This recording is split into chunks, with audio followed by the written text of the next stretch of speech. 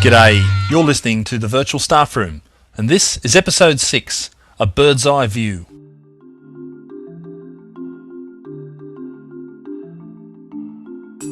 Well, as a prelude to this episode, I want to tell you that I'm coming to you today from 43 degrees, 28 minutes and 46.22 seconds north, and 79 degrees, 41 minutes and 43.06 seconds west. So grab a copy of Google Earth and you can see exactly where I'm broadcasting this from.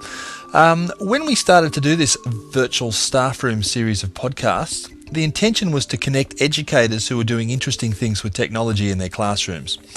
And I hope that's what we've actually been able to do and to continue to do. It's worth reminding ourselves, though, that it's not about the technology, it's about the learning. And it's about the ways in which technology can be used to make learning more effective, more engaging, more relevant, and, dare I say it, more fun. And so in this episode, I'd like to introduce you to a wonderful teacher from Belgium named Luc Zwartjes. Luc is a geography teacher, and he takes a special interest in the use of geographic information systems and global positioning systems, sometimes just referred to as GIS, GPS. And Luc's interested in how they enable him to get his students thinking about some very real-world issues. When you hear the sorts of things Luc is doing with GIS and GPS, I think you'll be rather impressed by what's possible. So if you're a geography teacher yourself, or you know someone who is, I think you'll really enjoy this episode. So without further ado, coming to you directly from Brussels, Belgium, here is Luc Zwartjes.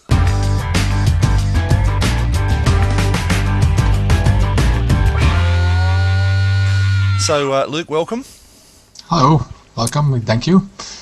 And I'll get you to just tell us a little bit about who you are, what you do, and your interest in GIS. Well, I'm teaching for 20 years now. It's my 20th teaching year. And for 7 years, I'm half-time on leave to be a teacher trainer. So I teach my colleagues of geography, but also other colleagues, the use of ICT, so computer use in the classroom. That's not only for geography, but also for other courses like image processing and so on, digital video recording. Everything has to do with computer use. That's things we learn to the colleagues. But I have been very lucky. Since I started teaching, I have taught nothing else but geography. So that gave me the possibility to explore the new ways of teaching geography, as I had the time to go in depth into that matter. And that way I started using the computer and computer programs more and more. And for about 4 or 5 years now, I've been working with GIS. Now, I'll just ask you to for the people who might be listening to this who have no idea what that means, I'll get you to give me the simple explanation of what GIS is about. Okay, GIS is Geographical Information Systems. What does it mean? In fact, it's a combination of cartography and database techniques. That means if you want to study something about, for instance, countries of the world, you can of course open a book. You find all kind of tables with all indicators like birth rate, death rate, human development index, gross domestic income, and so on. You can find them in a table form. That's the old way. You have a book with only tables, or you have an atlas. And in that atlas, you have all kind of thematical maps. But what you have to do, you have to look to all thematical maps, one besides the other, to analyze them. Suppose you say, I want to make a study of the countries and I want to know, well, what country does have following typical items. That means they have, for instance, a birth rate not bigger than, for instance, 30 promille, and they have a gross domestic income of about $4,000 per capita, and they have a trade balance where they have mostly export of these and these goods and so on. Right. In the old way, what you had to do, or you had to use an atlas. That means you're going to look at the atlas, you look to the first map, you say, okay, these countries, they all have a birth rate of this, so they're okay. With this list of these countries, you go to the next map and you say, okay, from these countries, which also have, and so on and so on. You can imagine this is a very difficult task. Right. And the more you want to analyze, the more difficult it becomes. The same when you have a table form, you also have this problem. And also with atlas, an extra problem is mostly a school atlas is not always up to date. It's been bought, for instance, 3-4 years ago. Yep. That means the data in the atlas are maybe 6 years old. Yep. I can remember doing all this when I was at school, sitting in class and looking at tables and looking at birth rates and death rates. Yeah. And that's the advantage of GIS. What you do with GIS, you have a map of the world where you have all the shapes of the world, all the countries. But behind that map is a database where you can put in all tables of almost everything. Everything can be put in table, into numbers, can be put in that database.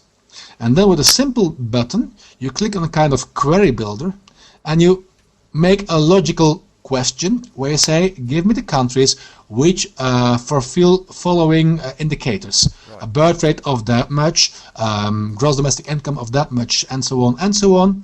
And the computer immediately will show you on the map, indicating in yellow, those countries that fit your recommendations.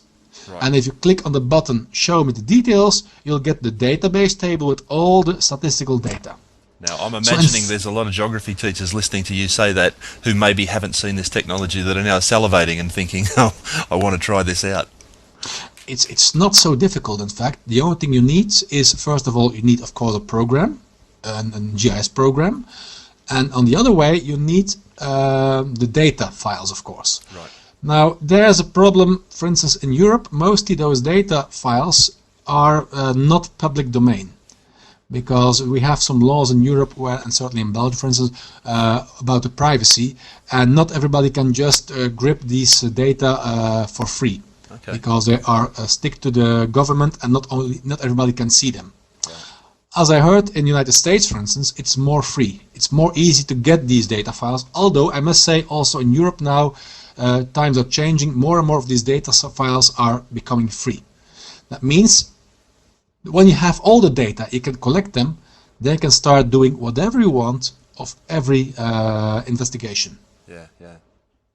And not only about statistics, you can do the same, for instance, about earthquakes on the world, about you can do the same about, for instance, climatical and environmental change. Everything can be shown in a map, because these maps not only show shape files in the form of polygons, but also lines, points, because these are the three basic things that you ever find on every map. Right. So what I can do, in fact, with the GIS program, on one and the same map, I can show almost every map which is normally in an atlas, but these maps can be put updated to the last data files I can find. So it means if I want to do a study about, for instance, economy of a country, I just download the latest tables, I link them to my shapefile, and I have the latest data of 2005, for instance, ready to use. Fantastic. So you keep up to date with the information, and of course, because the students have to use this computer and these tools, and let's be honest, for today's youth, computer, that's part of their environment. Yeah. It's more flashier than using old, outdated atlases for them, so they like to work with it. Yeah. And as they can also have these programs at home and these data at home, they can do a lot of work at home also. And I noticed in my classroom, when students work with it, they really enjoy it. Yeah. Now, you were saying to me earlier that you tend to work with the older students on this stuff. Yeah.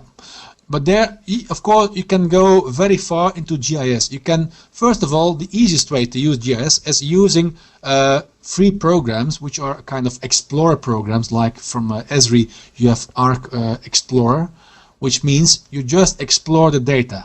You have the shape files with all the data tables, you just explore them. You analyze them, nothing else. That's the basics. That's the cheapest way of working, of course. Right. If you want to go further, you can start working with your own data. That means that you want to add to an existing database of a shapefile, you want to add extra tables with new material. But then you need to have a program like ArcGIS, or from other, like you have here Media from Infograph. And in Belgium we have an own company which is called Orbits, which have their OrbitGIS. And these programs are the full version of GIS programs. That means you not only can analyze existing matter, You can make your own shapefiles. You can add data tables to it, so you can work more with GIS. Now, last time we spoke, you were telling me that this is where the GPS stuff comes in, that you Yeah. were taking groups of kids down to, say, France on a field trip, Yeah. and they were collecting their own data, marking in the waypoints with the GPS, then bringing that back to the classroom and adding that onto those shapefiles. That's thing they can do it. And not only using GPS, but also, for instance, satellite images or images taken by planes of the continent or the landscape. You mostly, when you have such an image, for instance, you have an image from, let's say, you live somewhere in United States, you have an image taken by a plane, so it's a pure aerial vertical projection. Yep. You see just the landscape on the ground, where you see the fields and the farms and the cities and so on. But mostly these images are not always georeferenced. What you can do with a program like an ArcGIS or whatever, you can georeference that image, and then this image can also be used into your GIS project. And when you say as a background, when you say geo-reference, you pick a couple of reference points on the ground, Yes. give them known coordinates, and then that enables them to be imported into the GIS and used. Is that right? Yeah, and that means that whenever you use this image, if you zoom out to the whole world level or to your own country, this image will be resized and put on the exact spot on the Earth. Yep. So that's also a linking of remote sensing principles and GIS, because if you talk about GIS and GPS, global positioning system, and remote sensing, in fact what you do, you study Earth from above. Right. With GPS, you go on the Earth, you're walking with your GPS receiver. That means you have contact with satellites around the Earth which follow your track. So on the GIS map, you show the track which have you followed with all the waypoints you've done. If you have a satellite image taken from space, by the Iconos satellite or a QuickBird or whatever, these images are taken from space. You put them into your GIS project, you georeference them, you can use them as a background, and you can see your track on that satellite image where you have been walking. Yep. Yep. Now, most teachers, I guess, would be familiar with a basic version of GIS, which would be Google Earth. Yeah. And you gave me some wonderful ideas last time we spoke about some things you could do with Google Earth. Do you want to just mention those? Things like overlays and just marking out points on existing maps? Yeah. The newest version of Google Earth, which is now still a beta version, but I guess the definitive version will come very soon. What you can do, well, what is the nice thing of Google Earth? It's a very simple program, and it's for free, of course, which is always interesting in education when you have things for free. With it, you can look the whole Earth, and also if you change your viewpoint, you will see that the whole landscape is in 3D. So it's you see the relief, the digital terrain model is also included into Google Earth, so you can fly over the Grand Canyon, for instance, and you see the relief of the Grand Canyon, for instance. Yep. Which is very nice. The disadvantage of Google Earth is, of course, you can only see what they provide. But there are a lot of communities, and when you download Google Earth on the site of Google Earth, you will find also already links to them. A lot of communities where people are adding more material. For instance, about overlaying, I remember when the Katrina struck New Orleans.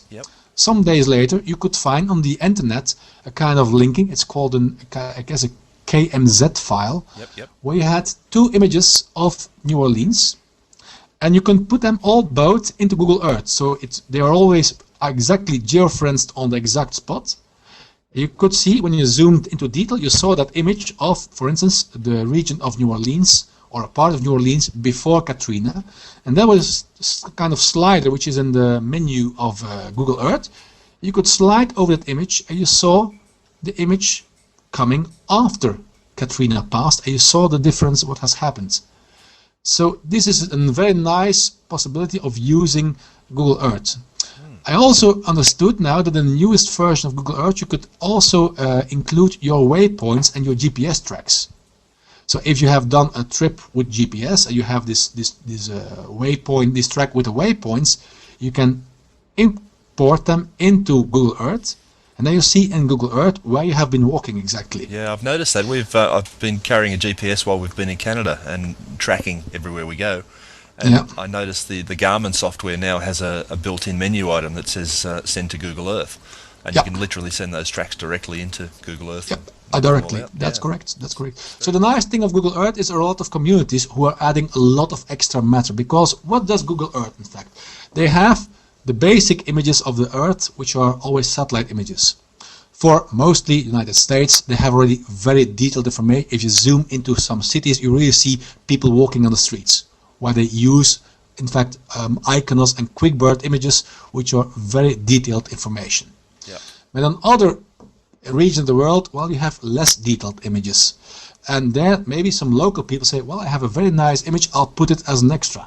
And if you search via Google, for instance, you search for themes and extra add-ins for Google Earth, you will find them immediately. Oh, okay. The nice thing of Google Earth is, of course, you have a very good overview of the world. So the fact that students will very easily get a good view of Earth, where new countries are where countries are orientated towards other countries, which is also a very important thing, that students still have a good look of how does Earth look.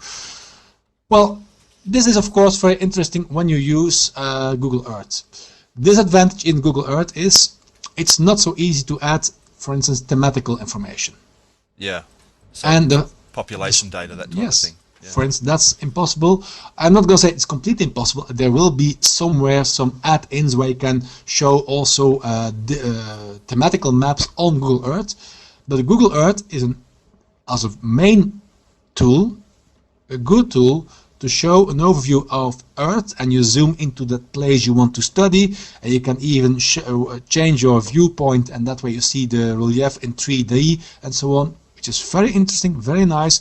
But I wouldn't go further than that. It's a basic already. It's a good basic to start with GIS. Sure. Another thing, well, I think is important if you want to use GIS, is you can make a kind of learning line over the different years, starting from the first year of secondary school up to the last year. And you can start with a very easy GIS, which is in fact the most easy form of GIS. You have a map of your own region.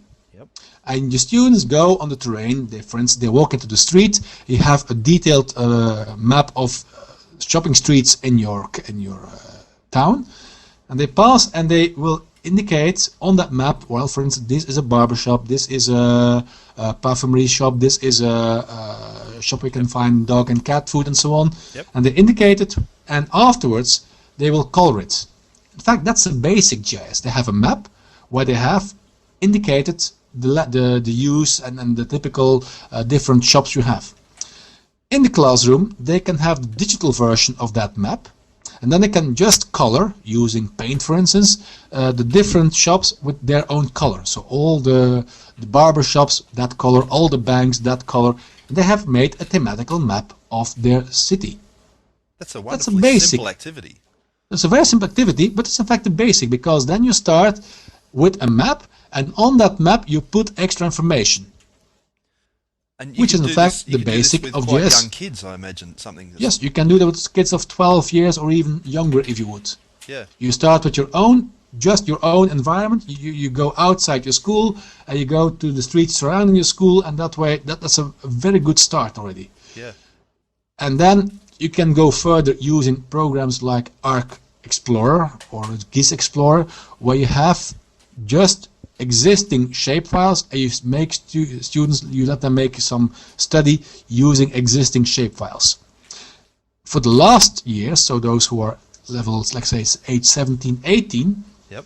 there you can start, if you have the time of course, and the computers and the programs, then you can start making your own projects. For instance, I do this with my students. They go, the students of the science options, they go to the northern part of France, where they do a field excursion on environment. That means it's not only geography, it's also biology, chemistry, because they will do on the terrain, they will do water analysis, they do soil sampling and so on, they will do a study of the landscape, they will study people living there. So it's a part doing on the terrain and part analyzing maps, data and so on. What they do afterwards, for instance, they follow a river from a source till where it goes into a bigger river, and on different spots they will sample the quality of the water. And this information can be put in a GIS project. That means on the different spots where they have taken their samples, and therefore GPS is very interesting because they can indicate with a waypoint this has been taken on this exact spot. So opening the project afterwards, they see exactly what their waypoints, this was point 1, this was point 2, and so on. On every spot they can indicate, okay, which was the color of the water. And for instance, in Belgium in general, the quality of the water is indicated with the different spots with a circle giving a color. Green means very good quality.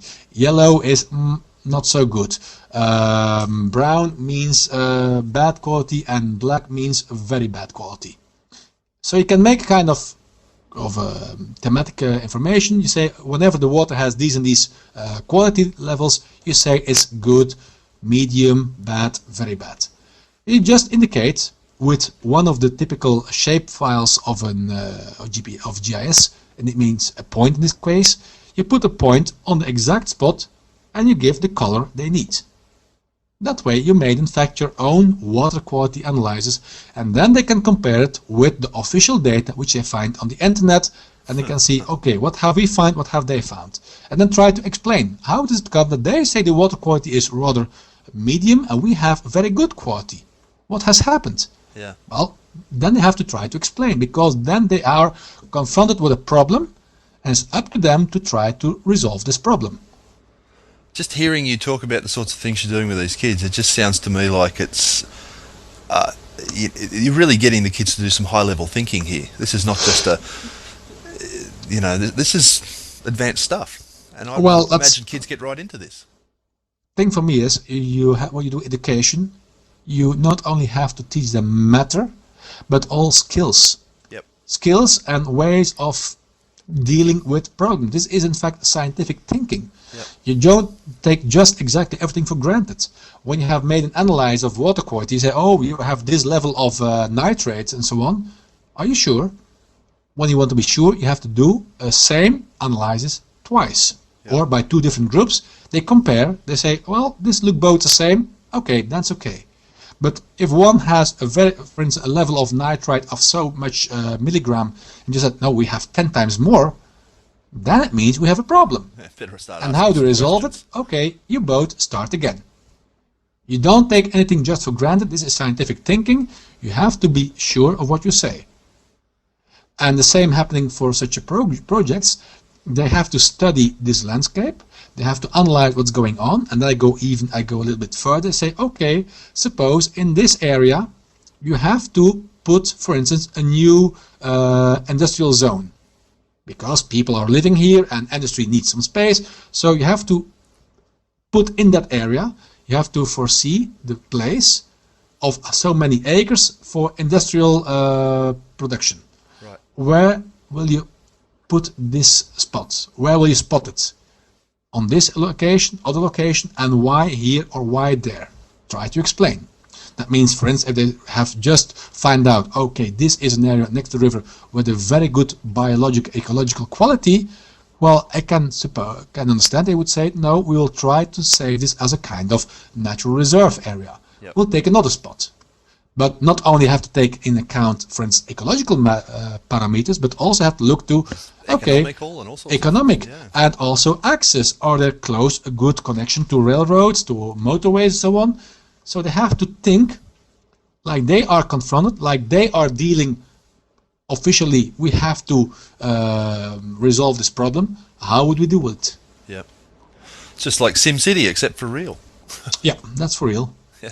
And what we do sometimes also, I know colleagues who do the same, and about, for instance, a study of different areas into a city, and they have to also think how they would resolve problems, how they would deal with this area, this quarter in the city, to make it a better quarter. And they have to show this in the presentation, because my students also has to present the results, so not only doing theoretically, but also having the skills of good presentation. But they have to present it to a group of people, also people from, for instance, the officials, people from the government, who are then looking at this presentation and saying, okay, well, this is good, no, this is not good. And sometimes you get reactions from those people. We never have been thinking in that way, because those students are, let's say, politically free. They have no boundings whatsoever. They have their own ideas, which are sometimes a little bit idealistic, but that's okay. They're young. They must have ideas and be idealistic. And sometimes they come with ideas or solutions while you hear from the official politicians say, oh, this is nice, we never thought about this. On the other hand, you sometimes also hear from them, okay, it's very good, but they never thought about these or these things. I like that. That's really turning it into an authentic real-world task, isn't it? Yes, because what I want to show, friends, certainly in my lesson of geography, what I am teaching in this classroom is not something besides what's happening in your real world. Because sometimes students have the feeling, well, what we see in the classroom, that's education. And the moment we leave the classroom and we get out of this door of schools, we're in the real world and don't talk about matter of class anymore, because that's class and now we're outside class. Yep. What I want to show to my students is this is all combined with each other. Yep. What I'm teaching is real world. If you're talking about problems of where are we going to put space for new industry or for people living, I say in 4 or 5 years time this will be your problem, because then you will have finished your studies, you want to buy a house, where will you be able to buy a house? You will have a job, where will there be the possibilities of having a job? So they have to start thinking about, also because these students are 18, that means in Belgium from the age of 18, when there's elections you are obliged to go. So yep. we have an obligation to go to elections in Belgium. So that means they must know something about that real world to provide them making stupid choice in their elections. I'm extremely impressed with what you're doing over there, mate. It's just amazing, and I can see why I was referred to you as, you know, a good guy to speak to when it comes to this stuff. You're doing amazing stuff with those kids. Well, I like it. That's a problem. So that means you put a lot of time in it as well.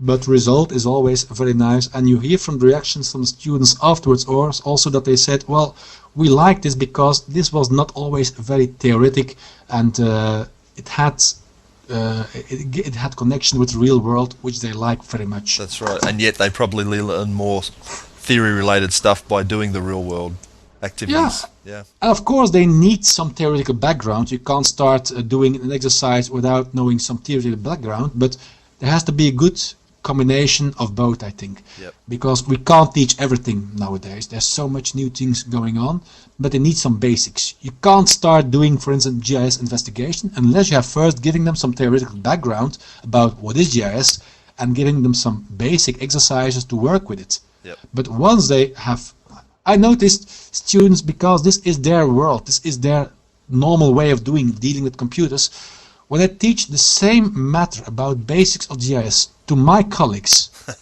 it takes many times 3 to 6 hours of lesson before they really understand it.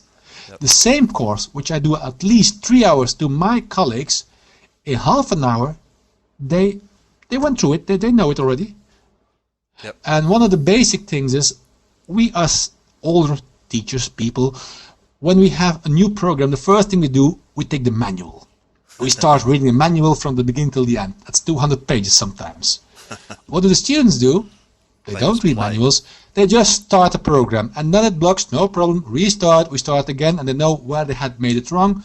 And by just daring to do it, by, I don't know the expression in English, but you say with falling down and stepping up again, yep. They learn how to work with it.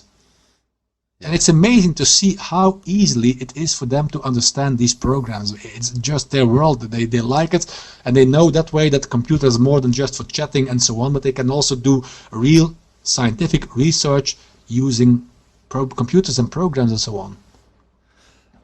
Those last things you said are so profound. I just hope they sink into the heads of, you know, some of us teachers who have been around for a while, because that is so profound what you just said. Well, we don't need to be the experts, do we? We just need to give the kids the right direction. It means that you have to change your role as a teacher, not only being a teacher, but sometimes being a tutor. For instance, when the students doing these exercise, and then afterwards in the classroom they work on these projects, it's up to them. They can ask some questions to me, but I won't give the answer, because there is not a good answer. If I say, where would you put that spot for the new industrial resorts, there is no correct answer. Correct, yeah. The answer is correct, if their choice has been very good argumentated. Yep.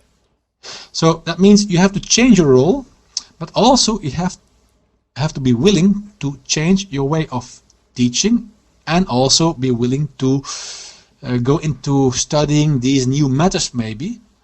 And also you have to have the possibilities from the school, which is very important.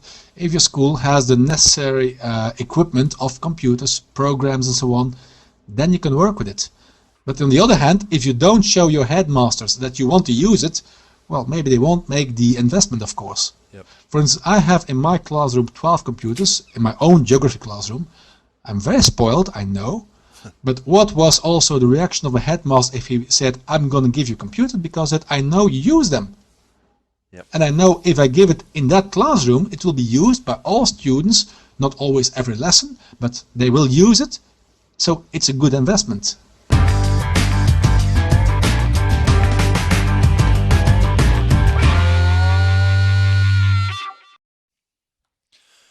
Well, I hope you enjoyed that conversation with Luc.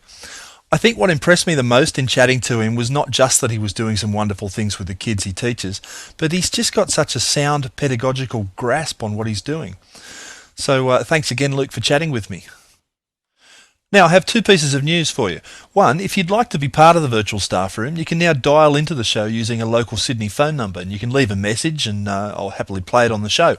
If you're in Sydney, you can call me on 02 8011 4244 for the cost of a local Sydney phone call and leave a recorded message. If you're outside of Sydney, you might incur some long distance charges, but I mean, call charges are pretty cheap these days.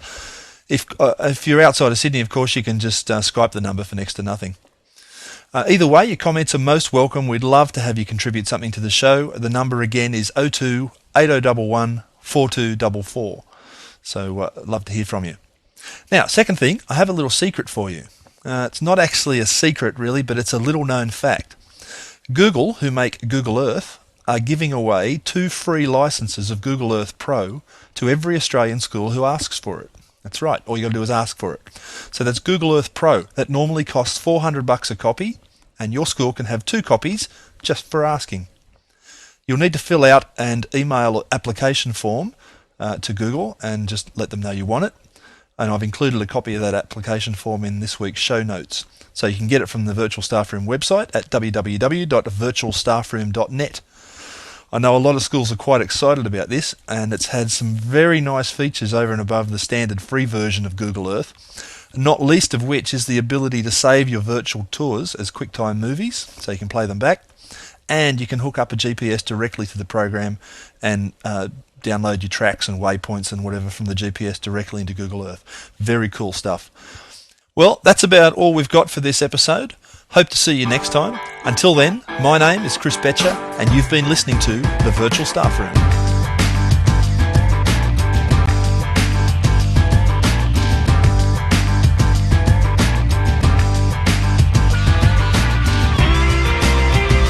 I hope colleagues will be becoming enthusiastic to start with this program, because it's just one click. Just start with it, start studying it by yourself, start using it. You will see it's sometimes just the first step which is the most difficult step, but once you've taken that, you will be able to do it very quickly, and you will see that it works fine.